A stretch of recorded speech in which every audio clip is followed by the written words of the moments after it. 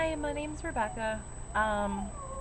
This is the part of the video that once again was cut off. YouTube really doesn't like it when I make videos over 8 minutes long apparently, so um, I'm going to go ahead and talk about the second book. In case I wasn't clear, Silver Ravenwolf Teen Witch, not recommended, don't buy. If you want to read it out of morbid curiosity, check it out of the library. I'm sure you'll find a copy. No one's stolen it. Next book I was going to talk about is a good book that I would recommend, and that is Moon Magic by DJ Conway. And I really like this book. Um, if you're kind of not sure about the Sabbaths, you want to know more about different gods and goddesses you can work with, different names for the moon, different energies you can work with, this is the book for you. Not only full moon, but also new moon. As an example, I'm just going to show you chapter 7, titled The Growing Moon, which is one of the many names for April's full moon. Also can be called, though, hair moon, seed or planting moon, planter's moon, pink moon. There's a couple other ones I've heard. And what you get, beginning of the chapter, it goes over the 30-day month period. And it shows you different festivals and different things you may want to do on each day if you're looking maybe to celebrate each day of the month. Or you can plan stuff out to celebrate for your patron gods and goddesses. As an example, April 1st is the festival of Kali in India. It's also the day of Hathor in Egypt. April 5th is the festival of good luck in Rome for the goddess Fortuna. So that is really something really interesting. She doesn't reference where she got the information, and that does bother some people. It doesn't bother me. If I really want to celebrate that particular day, I have the internet. I'll research it on my own. So she gives you that. And then after that is her introduction to the cycle, where she talks a little bit about different cultures and stuff they do. Like for April, she talks about the Japanese flower festival, which, I imagine probably is canceled this year given, recent events and tragedies that the people in that country underwent. She also talks about the return of Persephone and the goddess Demeter and their Roman equivalents. Then after that, you get correspondence, you get superstitions, old sayings, and more about the month and the full moon. You get recipes for food you can make and crafts. You get myths. So you get a couple of stories. For this month, April, you get the birth of Aphrodite Venus. You get Hathor, the bright dark mother. Basset, the cat goddess. You get a ritual. You actually get several rituals. Some chapters may only have like one or two. This one there's actually 3.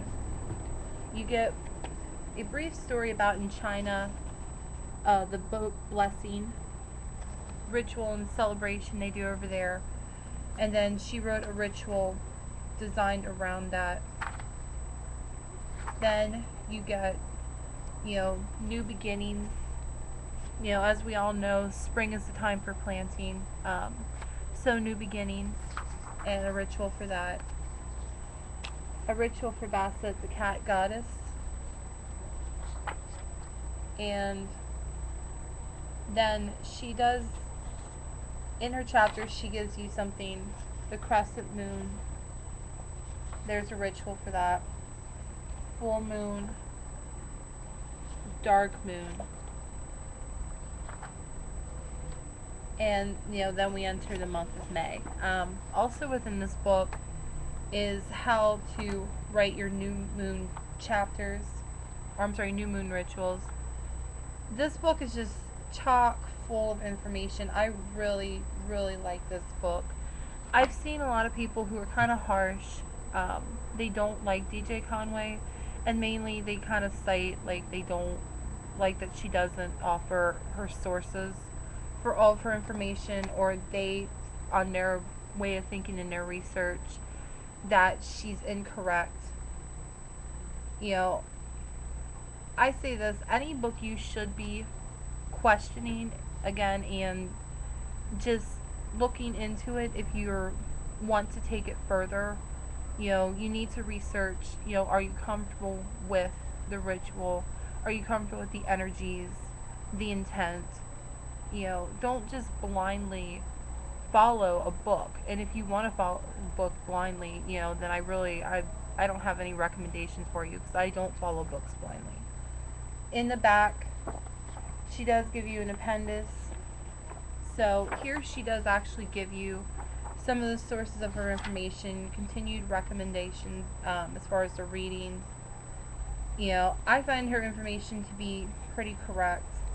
She goes into moon symbols and charge of the goddess. You know, personally, I think.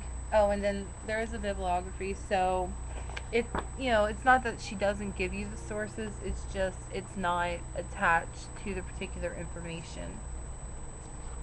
Like in Amber K's True Magic, that's a perfect example. At the end of each chapter, you get a list of the books that, you know, she suggests for further reading. You know, so you don't get that with this book, but it is an excellent, excellent book for working with moon magic, and I highly recommend it.